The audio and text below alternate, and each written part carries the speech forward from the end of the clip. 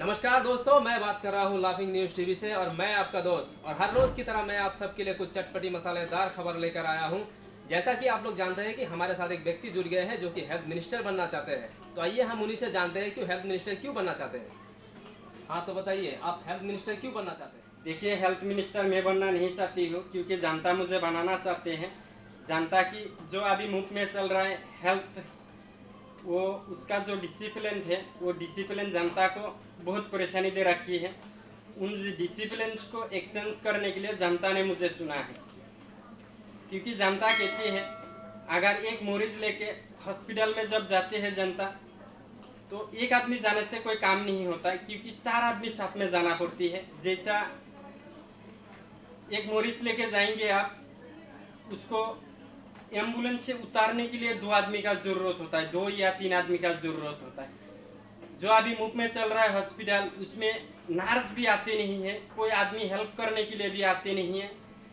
इसलिए मरीज जो होता है ना, उसका घर से उसको 4-5 आदमी लेके आना पड़ता है, क्योंकि यहाँ आके आप सोचेंगे जो हम मेडिकल में जाएंगे, जाके तुरंत इलाज मिलेगा आपको, नहीं, ये मिलने वाला नहीं।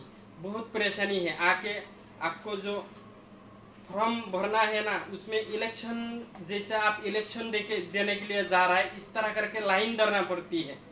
1 घंटा आधा घंटा बाद आपको नाम आने वाला है, उसकी बात आप दस्तखत करेंगे, उसकी बात आपको जो मरीज है उसको बेड मिलने वाला है। अगर कोई टाइम पे ऐसा भी होता है बेड नहीं मिलता है, क्या करते हैं, जमीन में छनाप भी पड़ती है।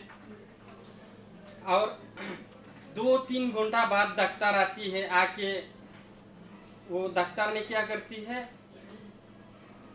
प्रेस्क्रिप्शन लिखती है। प्रेस्क्रिप्शन लिखने का बाद बहुत सारे दवाइयाँ लिखती है उसमें।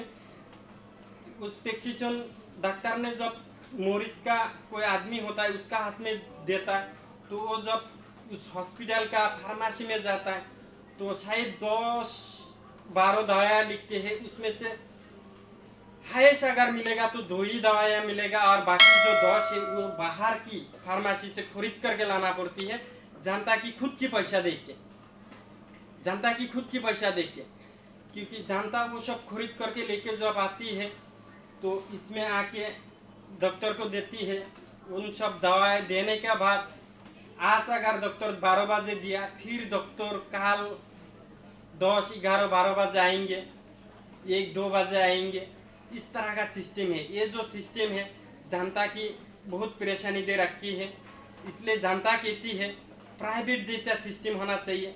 जिस तरह करके शायद आपको भी प्राइवेट हॉस्पिटल में गया होगा, प्राइवेट हॉस्पिटल इस तरह का है, जब आप मरीज लेके गया वहाँ पे जाने का बाद उसके अंदर से 2 या 3 नर्स आएंगे। उस मरीज को आप हाथ से छूने का जरूरत नहीं, नर्स लोग खुद आएंगे, खुद उतारेंगे। वो लोग फोल्डिंग बेड लेके आएंगे, व्हील चेयर लेके आएंगे, वो लोग खुद वहाँ पे एंट्री कर भी देंगे। आपको सिर्फ उसमें कुछ पैसा भरना है ज़्यादा, बाकी कुछ नहीं।